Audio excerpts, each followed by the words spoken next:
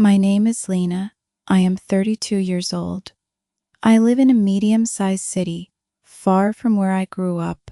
I moved here 7 years ago for love. That is the honest answer.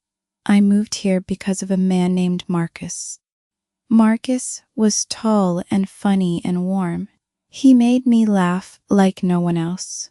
I was completely in love with him.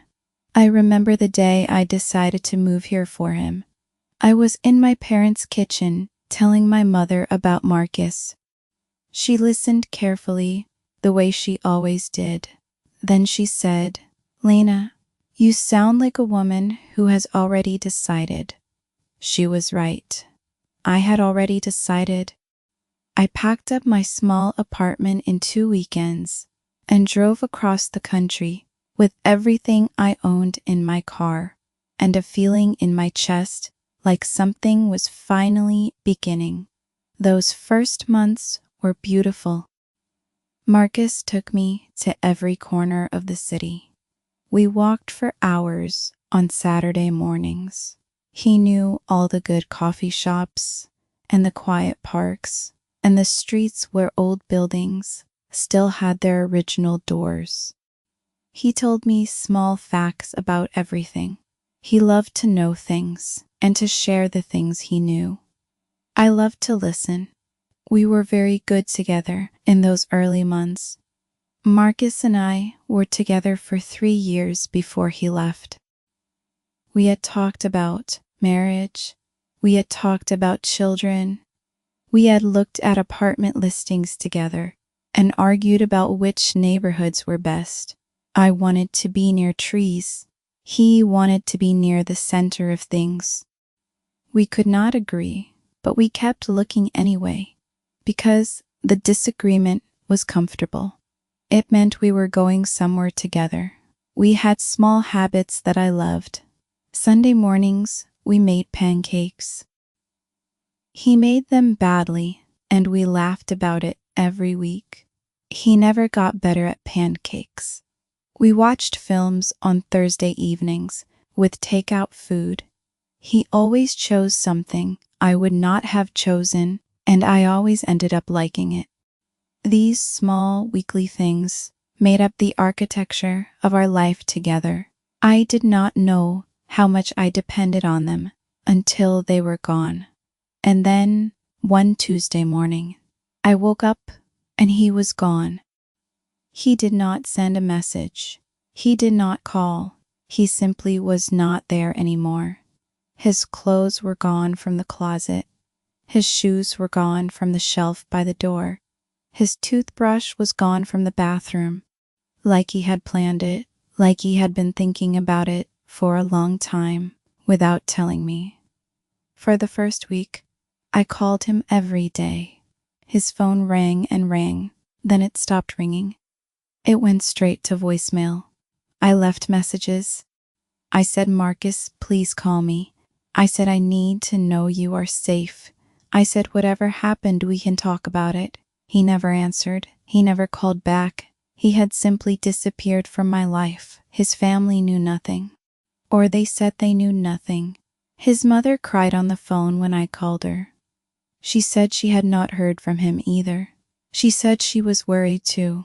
His friends said the same thing. Nobody knew where Marcus had gone. Nobody knew why. I was left alone with absolutely no answers, and a heart that did not know how to function anymore. I drove to his office on the 3rd day. His colleagues looked at me with expressions I did not like. Something more careful than surprise. His manager said Marcus had resigned the week before, submitted his resignation by email, given 2 weeks' notice by email, and then not shown up for the 2 weeks.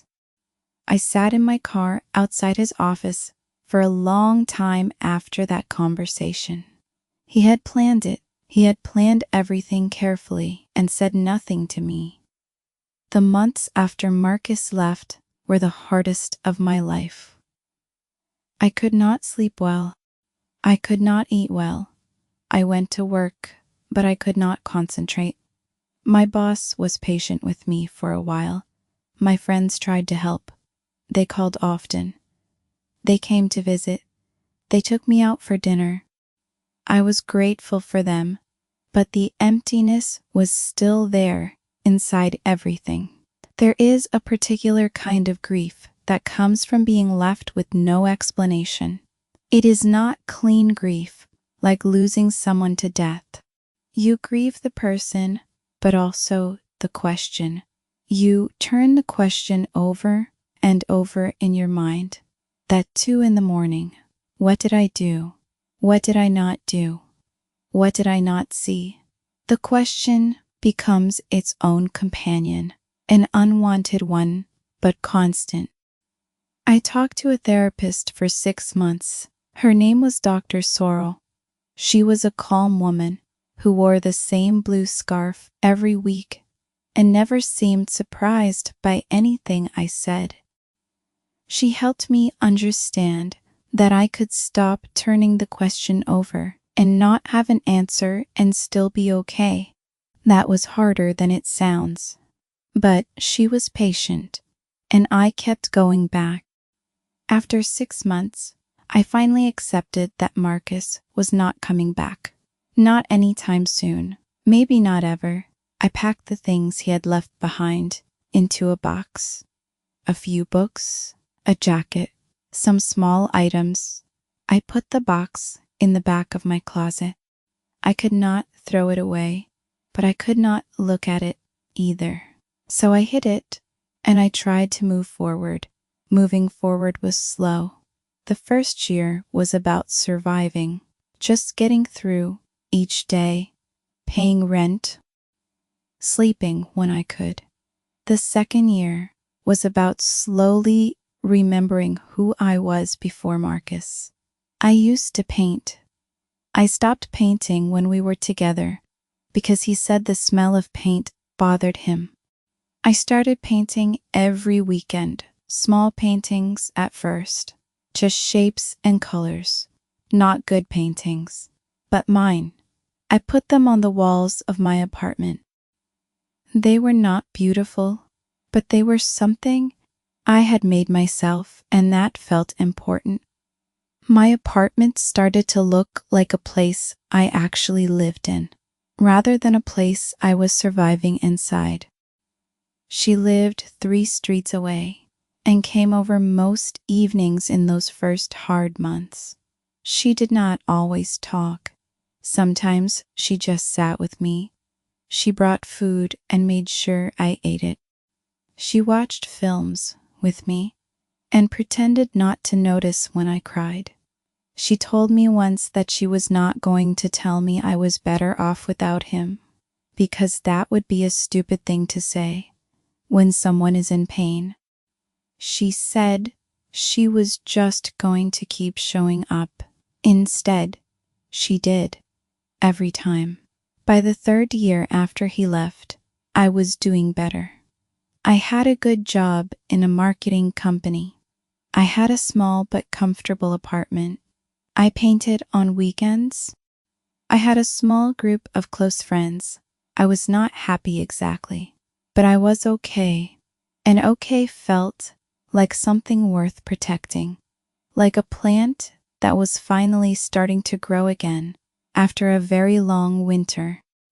That winter, I joined a painting class on Wednesday evenings, a small community studio 2 streets away. The other students were different kinds of people. A retired teacher, a young man who wanted to paint his grandmother's portrait, a woman about my age who was learning because she thought she should have a creative practice. We were not a natural group, but we were a friendly one. I looked forward to Wednesday evenings more than I expected. In the 4th year, I met someone. His name was Tom.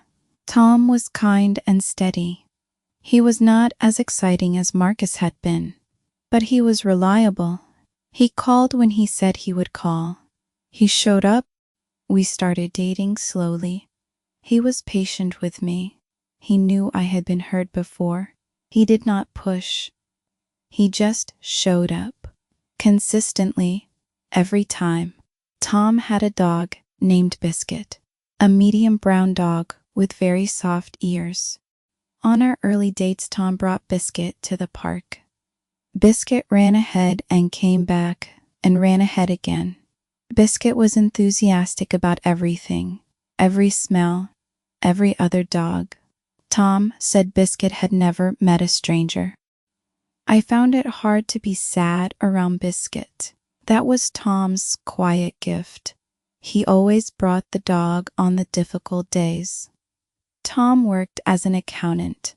He was good at it and did not pretend it was exciting. He said numbers were calming and precision was satisfying. He said he liked that there was always a correct answer. I thought about this. I had been living with a question that had no correct answer for 3 years. The idea of correct answers was appealing. Tom was appealing. By the start of the 5th year, Tom and I were serious.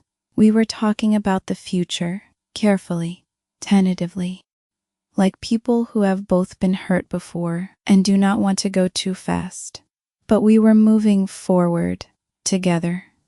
I was starting to feel something I had not felt in a long time. I was starting to feel hopeful. Not the desperate kind, the quiet kind. We took a trip together that spring to a small town on the coast. We rented a tiny house with a garden. We walked along the water every morning before breakfast. Tom made coffee in the kitchen while I sat in the little garden and watched the day start. On the last morning, I sat there alone and felt something very simple and clear. I felt at peace.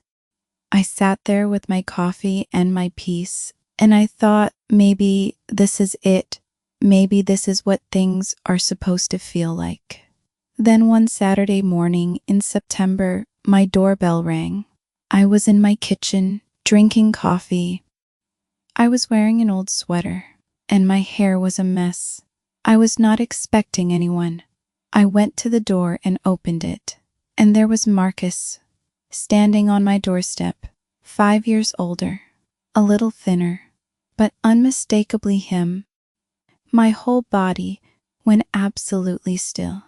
He said, "Hi, Lena." His voice was exactly the same. That voice I had not heard in 5 years. That voice I had replayed in my memory so many times. He said he needed to talk to me. He said there were things he needed to explain. He looked nervous. He looked sorry. He looked like a man who knew he had done something terrible and had been carrying it for a long time. I said nothing for a long moment. Then I said, "Marcus, it has been 5 years. He nodded. He said, "I know." He said he was sorry. He started to say something else, and then I noticed there were people behind him on the path. I looked past him. There was a woman standing a few steps back. She was holding the hand of a small girl. The girl was maybe 3 years old. The girl had Marcus's eyes. I saw it immediately, the same dark brown eyes, the same long lashes, the same small crease at the corner. When she looked around curiously at the door and the plants on my porch, she was his daughter. I did not need to be told. I knew it in my body the moment I saw those eyes. I looked at the woman. She was looking at the ground. She looked uncomfortable. She looked like someone who did not want to be there but had come anyway because it was necessary. Marcus turned and looked at her. He said, "Anna, this is Lena." He said it very quietly. Nobody moved. Nobody knew what to say. The little girl looked up at me with those curious dark eyes. I stepped back from the door. I said, "Come in," because what else do you say? What else do you do when the man you loved for 3 years and grieved for 5 years shows up at your door with a family? You say, Come in, you put the kettle on. You try to keep your hand steady. I put the kettle on, and I tried very hard to keep my hand steady. We sat in my kitchen. Anna kept the little girl on her lap. The girl's name was Mia. She was 3 years old. She was quiet and watchful, like children sometimes are in strange places. She looked around at my kitchen. She looked at my paintings on the wall. She pointed at one and made a small sound of interest. She was adorable. Marcus talked for a long time. He told me everything. 5 years ago, he had been in contact with Anna for several months before he left. She was someone he had known before he met me. When we were together, he had reconnected with her. He had not planned to leave the way he did. He said he panicked. He said he was scared. And he made a terrible choice. He looked at the table when he said it. He said he and Anna had gotten together after he left.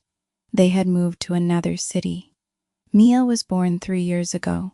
He said things with Anna had been complicated, that they had struggled, but they were together. He said the reason he had come back was not to get me back. He said he came back because he needed to apologize. He said he had owed me that for 5 years. I listened to all of it without speaking. When he finished, I was quiet for a long time. The kettle had boiled, and I had poured tea, and nobody was drinking it. Mia had fallen asleep on Anna's lap. The kitchen was very quiet. I looked at Marcus, and I thought about everything I had felt in the 5 years since he left. The grief, the anger, the confusion, the long, slow recovery. I said, Marcus, I said after that, I spent 3 more years putting myself back together. I said I had good days and bad days, and I had people who helped me, and I got through it. I said I was okay now. I said I had someone in my life who was kind and good and who treated me the way I deserved to be treated. Marcus nodded. He looked like he had expected this. He looked like hearing it still hurt him. Not because I wanted him to suffer, but because what he did had real consequences. 5 years of consequences. He needed to know that. He said he was glad I was okay. He said he was genuinely glad. He looked like he meant it. I looked at Anna. She had been very quiet the whole time. She looked tired. She looked like a woman who was also doing her best. Like a woman who was raising a child and managing a complicated situation and had agreed to come here because it was the right thing, even though it was very hard. I had spent 5 years being angry at her in my head. Sitting across from her, I found I could not sustain that anger anymore. I said to Anna, I am sorry this has been difficult. She looked up at me. Her eyes were sad. She said, thank you. She said she was sorry too. She said she knew what Marcus had done to me, and she had always felt it was wrong. She said she was glad he was finally here to say it properly. There was something honest in the way she said it. Mia woke up just then. She looked at me with those big, dark eyes. Then she reached out toward the painting on the wall behind me. She made that small sound again. I looked at the painting. It was a painting I had made last year, blue and gold. She was pointing at the gold part. I looked back at her. I said, do you like that? She nodded very seriously. She was 3 years old, and she nodded very seriously. I almost laughed. Marcus and Anna stayed for about an hour.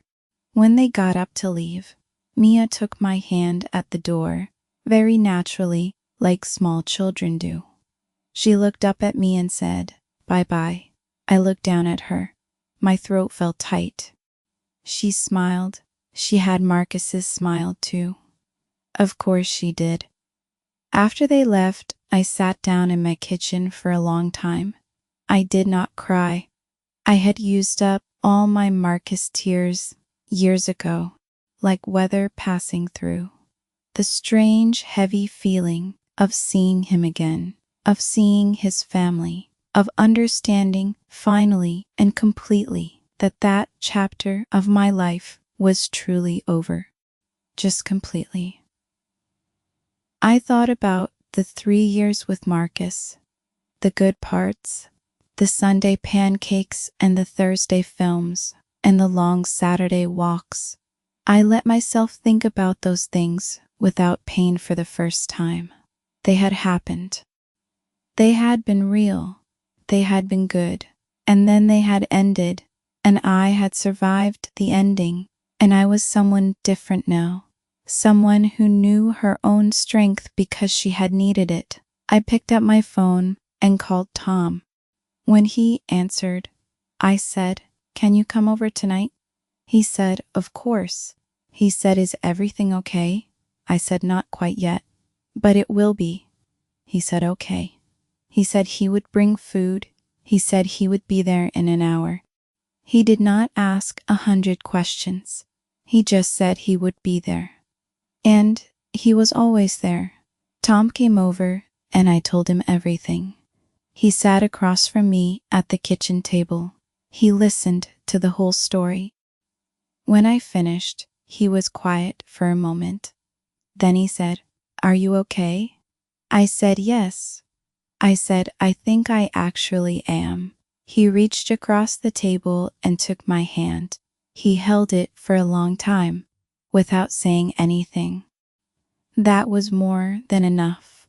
That night after Tom left, I picked up a brush and started a new painting. My hands just moved.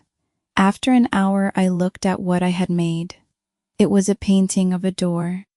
With light coming through from the other side, it was not a door I had ever seen in real life, but it felt completely familiar, like I had been painting toward it for a long time, without knowing it. I lay there for a while before getting up. I thought about Marcus. I thought about the 5 years. I thought about the grief and the anger and the slow rebuilding. Then I thought about Tom, about the kettle he always put on without being asked, about the way he remembered small things I had mentioned weeks before, about the steadiness of him, the beautiful ordinary steadiness. It teaches you what you are made of. Marcus had been exciting and unpredictable. Part of me had loved that. But excitement and unpredictability had also meant disappearing without a word and leaving me with nothing but questions. I did not need that anymore. I had learned what I actually needed. I needed someone who put on the kettle without being asked. I needed Biscuit and Tom and Wednesday painting class. 6 months after Marcus's visit, Tom asked me to move in with him. I said yes. I did not hesitate. We found an apartment together, a real apartment, with good light for painting, with a kitchen big enough for 2 people to cook together without bumping into each other, with space for all of Tom's books and all of my canvases. We moved in on a Saturday in February. We ate takeout on the floor of the new apartment, surrounded by boxes, and Biscuit kept stealing pieces of my noodles when I looked away. We have been living together for 1 year now. I still paint on weekends.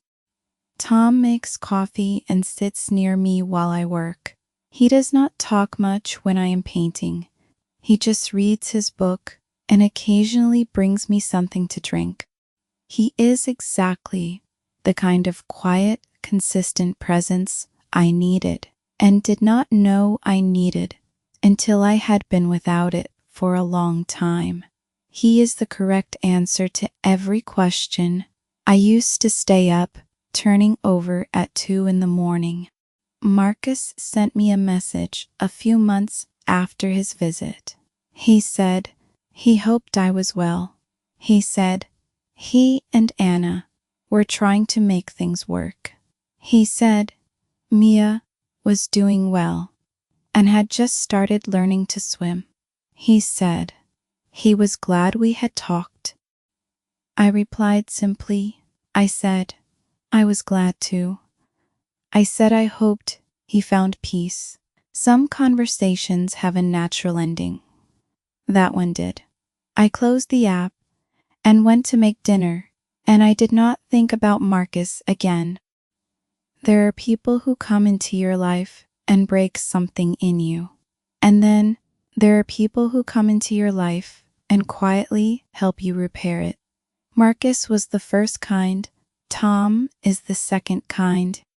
I used to think that the breaking was the worst thing that ever happened to me. Now I think the breaking was just the part of the story that came before the repair. Both parts were necessary. You cannot have the second without the first. My name is Lena. I am 32 years old. I live with a man who is steady and kind. I have an apartment with good light. I paint on weekends. I sleep well most nights. My life is not what I imagined when I was 24 and in love with Marcus, but it is better, in ways that matter more, in ways that last longer, in ways I had to lose everything to understand. Not even for the life I thought I was going to have, especially not for that. There is one more thing I want to say about all of this, about the years after Marcus and before Tom, about the long middle section of the story that is not dramatic but is the most important part. During those years, I learned to be my own company. This sounds like a small thing. It is not a small thing. When you have been with someone and then they are gone, you suddenly have to be alone in a way you had forgotten, alone in the evenings, alone on weekends. I had to relearn how to be a person by myself, how to fill time, not with distraction, but with actual living. I started walking every morning before work, just 20 minutes, the same route every day at first. I found streets I had never been on. Even though I had lived in this neighborhood for 3 years, I found a small square with a bench and a tree and a view of the old part of the city. I started sitting there on the bench for a few minutes each morning, just sitting, just breathing, just being in that square with the tree. I read more than I had in years. I had stopped reading when I was with Marcus. Not because of him exactly, but because I had filled my time with us, and there was no room left for books. Now, I had room. I read slowly. I reread books I had loved as a student. I found new ones. I joined the small library near my apartment, and the librarian there started to recommend things to me. She knew my taste after about a month. She always had something waiting when I came in. I cooked for myself properly. Not just toast and soup, but real food. I bought vegetables and learned recipes from a cookbook I found at the market. I made mistakes and ate them anyway. I made things that surprised me. I invited Clara to dinner once a week, and she always said it was wonderful even when it was not. But sometimes it really was. I made a slow-cooked chicken dish that even I knew was excellent. I know they are small things, but they made up the material of a life I was building for myself, a life that did not depend on anyone else to be meaningful. By the time Tom arrived, I was not looking for someone to make my life full. I already had a full life. I was looking for someone to add to it. That is a completely different thing, and it changes everything. Tom added to my life without needing to fill it. He brought biscuit and steady company and good conversation and the particular comfort of someone who would always tell you the truth gently. He brought his quiet patience and his correct answers, and the way he made the bed every morning, even on his days off. Small things, the right things. My mother asked me once if I was happy. This was about 6 months after Tom and I moved in together. I thought about it for a moment. I said yes. I said it without qualification, just yes. My mother smiled. She said, "You sound like a woman who knows what she is saying." She was right. I knew exactly what I was saying. I had earned the right to say it, simply. My name is Lena. I am 32 years old. I paint on weekends.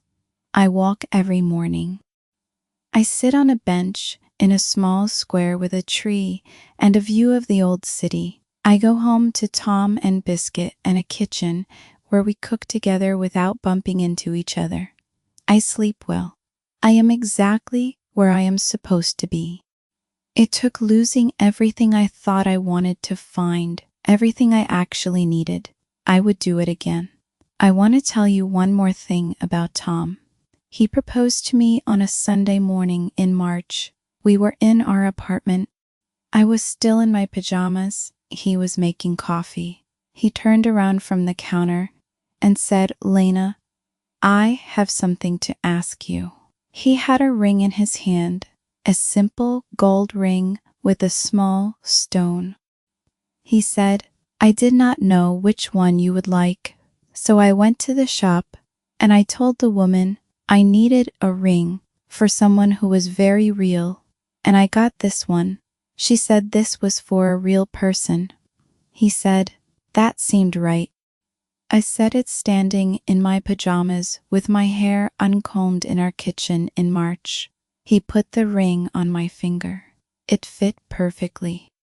He said he had measured my finger while I was sleeping, which sounded much more strange out loud than in his head. We both laughed. We stood in the kitchen and laughed for a while. Then I put my arms around him and said, "Thank you." He said, "For what?" I said, "For being exactly who you are." He said that was the easiest thing he had ever been asked to do. We got married in October. A small wedding, 20 people. Clara was my person at the front.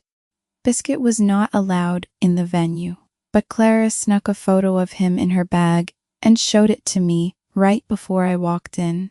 And I laughed, and that is why in every photo from the ceremony, because of a photo of a dog that was not allowed to attend his own parents' wedding. My name is Lena. I am now 32 years old and married to Tom. I work in marketing. I paint on weekends. I walk every morning. I sit on my bench in the little square and watch the day begin. I have a life that I built from the pieces of a harder time, and I am proud of that, not in a loud way, in the quiet way that is deeper.